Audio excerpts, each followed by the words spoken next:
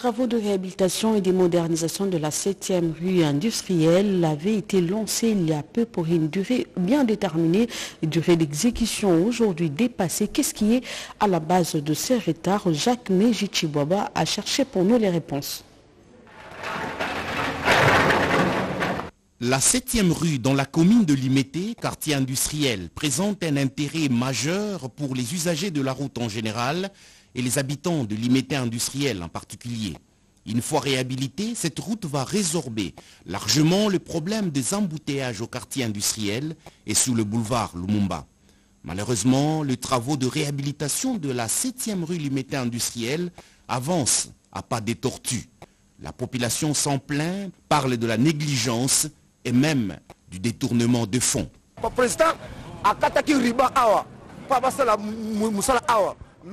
Ils ne font que bouffer l'argent.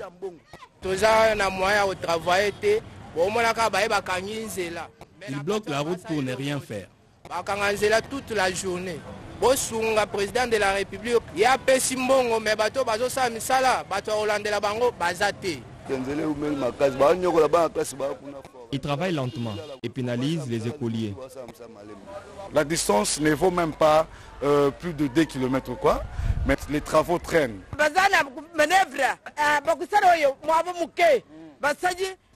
Ils sont très longs. Nous avons du mal à faire entrer nos véhicules. Pourquoi le travaux tarde-t-il à terminer? Est-il vrai que l'argent a-t-il été détourné ou volé? Selon l'Office de voiries et drainage, OVD, qui surveille les travaux, et la mission privée des contrôles Black Tari, ainsi que la société Modern Construction, qui exécute les travaux, il y a plusieurs causes de ralentissement. C'était pas facile quand tout le monde le sait. Cette mairie, c'est vraiment fréquenté. Il y a des gros camions qui viennent livrer de la friperie, il y a le motard, il y a des commerçants. C'est vraiment fréquenté. C'était pas facile pour nos engins de travailler sur la 7e rue. Mais on a dû réaliser déjà le 98% de l'ouvrage d'assainissement. Nous avons aussi d'autres problèmes de l'autre côté, d'où ils ont construit à au moins 2 mètres déjà sur la chaussée, ça ne vaut pas de notre responsabilité, ni de l'OVD, mais de la ville de Kinshasa, dont le bourgmestre est en charge de nous aider pour cette situation. Je promets à tous les habitants de la 7e rue, d'ici 2 semaines déjà, ils vont rouler sur la chaussée. Avec les pluies qui tombent, nous sommes encore en saison pluvieuse. C'est ça qui cause un peu des difficultés pour que l'entreprise puisse avancer normalement. Nous contrôlons les matériaux et les travaux. Pour l'OVD, il est anormal de parler de détournement ou de vol d'argent. Nous devons dire à la population que les travaux qui se font dans le cadre des modernes constructions sont des travaux de préfinancement. Ça signifie l'entreprise qui a gagné le marché, il apporte son argent et l'État va commencer à rembourser. C'est la raison pour laquelle nous vous disons que pour la gestion de cet argent, l'OVD est ni des prêts, soit de loin pour la gestion de cet argent. Et ça sera aberrant. Une entreprise qui préfinance et lui-même bouffe son argent. Une fois le travaux terminé, la 7e rue Limete industrielle va désengorger le quartier. Elle fait jonction avec l'avenue Onatra, qui elle croise la première rue vers le rail et débouche sur l'avenue Forgeron, qui à son tour mène vers l'avenue Kabassele-Joseph au niveau de l'aérodrome de Ndolo. Malheureusement, l'avenue Onatra n'est pas concernée dans le projet de réhabilitation. La population appelle à l'aide. La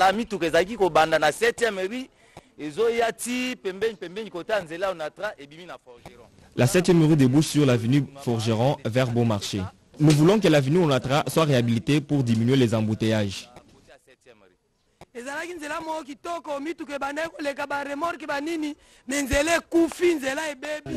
Cette avenue est en mauvais état. Que le président nous aide.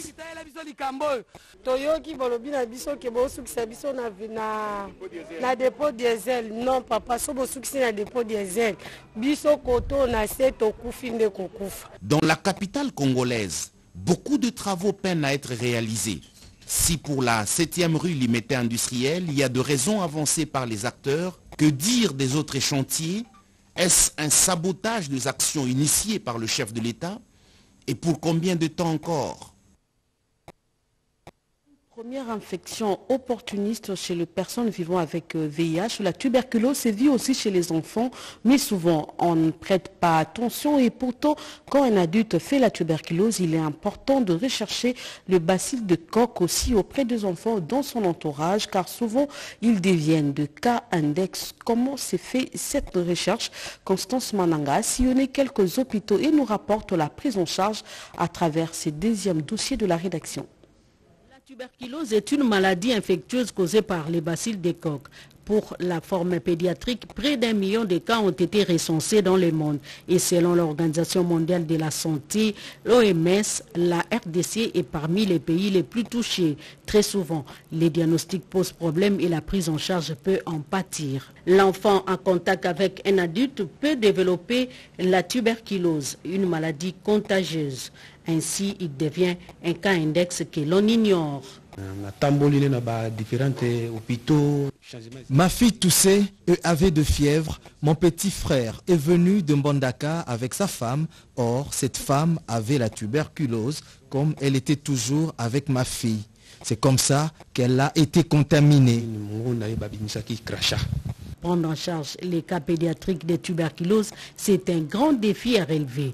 Catalyzing pédiatrique tuberculosis, appelé CapTV, s'investit dans les recherches afin de produire de nouvelles données sur un nouveau modèle de soins contre la tuberculose pédiatrique. Les relais communautaires sont mis en contribution par les centres de santé pour détecter des cas.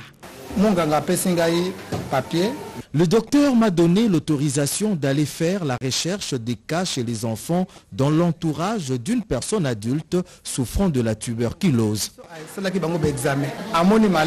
Comment s'organise la prise en charge après diagnostic?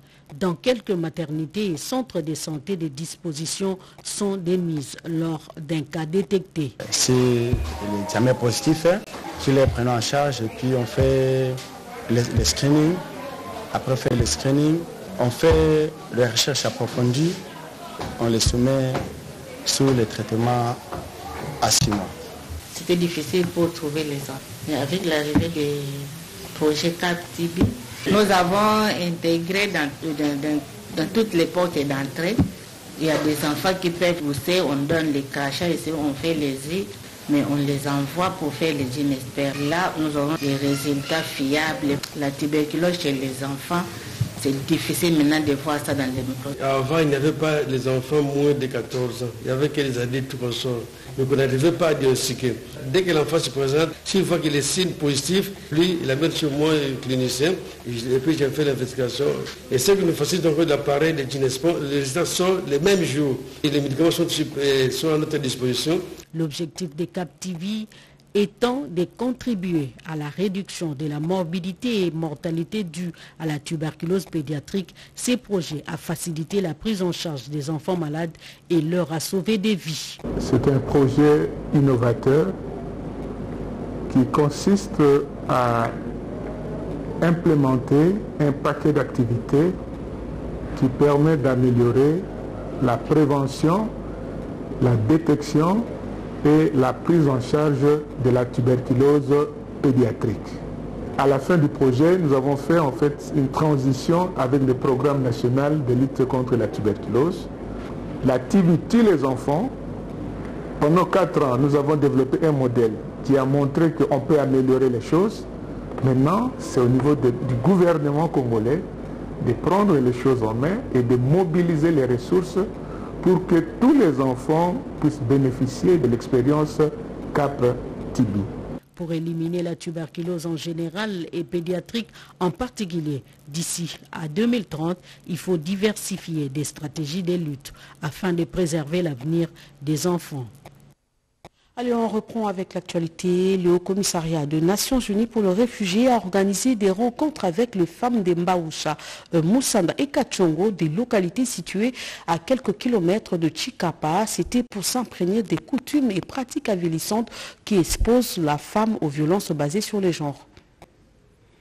2022, l'UNHCR, en partenariat avec l'ONG Femmes, met dans la main pour le développement intégral, en collaboration avec l'Association nationale des autorités traditionnelles du Congo, ANATC en sigle, a convié 50 chefs coutumiers à un atelier d'engagement des chefs traditionnels comme acteurs dans la réduction des risques de violence basés sur le genre dans l'espace Grand Kasaï.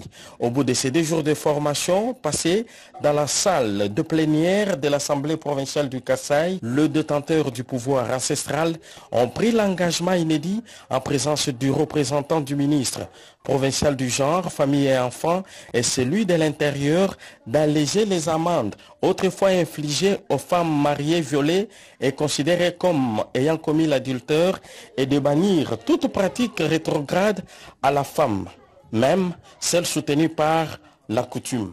Au cas où il fallait réparer, donc là on ne doit pas tenir compte encore de nos coutumes pour qu'ils payent quelque chose, de donner la chèvre et ainsi de suite, parce qu'il y a un mode vraiment nouvel qui peut nous servir pour régler cette situation. Madame Sandrine Desamours, chef de bureau UNHCR pour les Kasaï, revient ici sur les objectifs visés par cet atelier. L'UNHCR a tenu cet atelier pour pouvoir appuyer les chefs coutumiers à se rassurer que les messages qu'ils passent nous aident tous à lutter contre les violences basées sur le genre, les violences qui sont aussi liées à l'exploitation sexuelle et aussi à l'abus sexuel. C'est par une photo de famille que s'est clôturé cet atelier. Et l'université de Kinshasa a organisé vendredi dernier une thèse d'agrégation, thèse défendue par le chef de travaux Pablo Bengenda Kuntima de la faculté de médecine, département des chirurgies, avec comme intitulé lithiase urinaire dans 4 provinces de la RDC, aspect clinique morpho-constitutionnel. Un reportage de Jean-Pierre Ndolo Demazou. Cette étude doctorale a comme objectif d'évaluer les déterminants épidémiologiques de la lithiase urinaire, dont préciser la nature morpho-constitutionnelle ainsi que l'attitude thérapeutique pour le récipiendaire. Le chef des travaux Bengenda Kuntima énumère quelques recommandations. Cette maladie, d'une manière générale, est provoquée par 2 grandes causes importantes, à savoir les défauts de boire de l'eau, mais aussi des problèmes d'alimentation. Pour éviter cette maladie qui peut avoir, là je vous l'ai dit, des complications graves sur l'état de santé du malade, il faudrait donc pour l'éviter 2 choses importantes, boire beaucoup d'eau. Mais il faut uriner beaucoup. Le promoteur de cette thèse, le professeur Dr Dieudonné Moningo, donne l'importance de cette étude. Aujourd'hui au moins, nous connaissons la fréquence hospitalière de cette maladie. Nous connaissons la proportion des patients qui ont des complications. Nous connaissons quels sont les types de lithiase que nous avons dans notre milieu. Et ça, c'est très capital pour la suite des événements.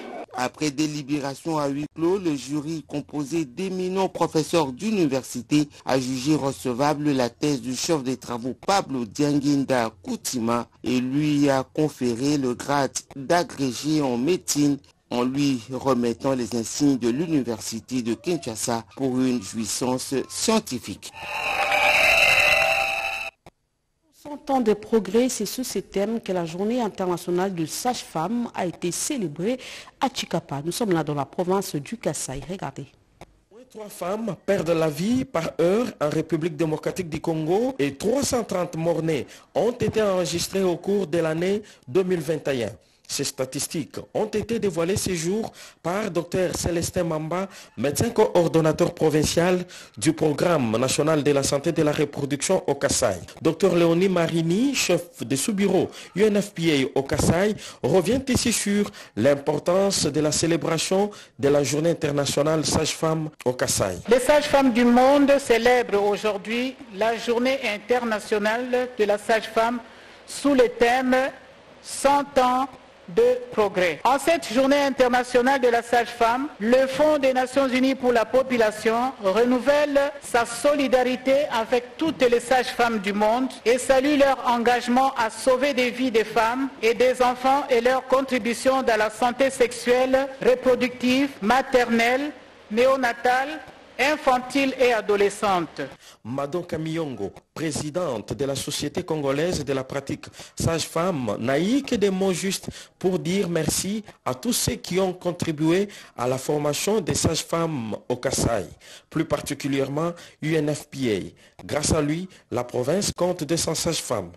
Pour sa part, Ferdinand Pochampampoy, ministre provincial de la Santé et représentant de l'autorité provinciale à cette manifestation, a dans son mot de circonstance rendu un vibrant hommage au président de la République, chef de l'État Félix Antoine Tshisekedi Tshilombo, pour avoir priorisé la santé du peuple congolais dans son programme quinquennal. La célébration de cette journée à Chikapa a été organisée par le gouvernement provincial en collaboration avec l'association de la pratique sage-femme avec l'appui des bailleurs, Fonds canadiens et UNFPA en partenariat avec l'ONGD International ADRA. C'est donc par ici que nous bouclons ce journal. Merci à vous de nous avoir suivis. Nous remercions également la grande équipe technique et rédactionnelle composée de Médard Bouyal, Mangal, Ramadan, Poki et Yolande Vouka qui l'a réalisé. Merci et très bonne suite de programme sur la radio-télévision nationale congolaise et surtout bon après-midi dominical à tous et à toutes.